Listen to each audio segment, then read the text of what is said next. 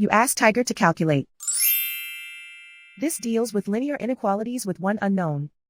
The final result is x smaller than -4. Let's solve it step by step. Group all constants on the right side of the inequality. Subtract 5 from both sides.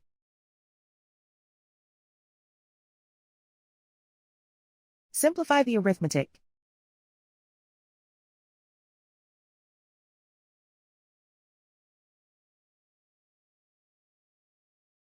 Isolate the x. Divide both sides by -0.5. Whenever you multiply or divide by a negative, reverse the inequality sign.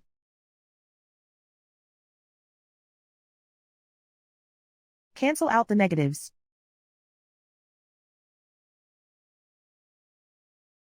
Simplify the arithmetic.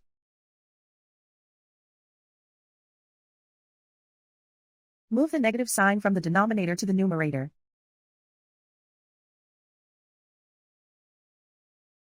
Simplify the arithmetic.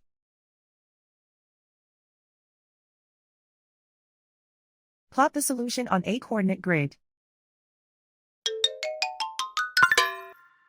And so the final result is x smaller than -4.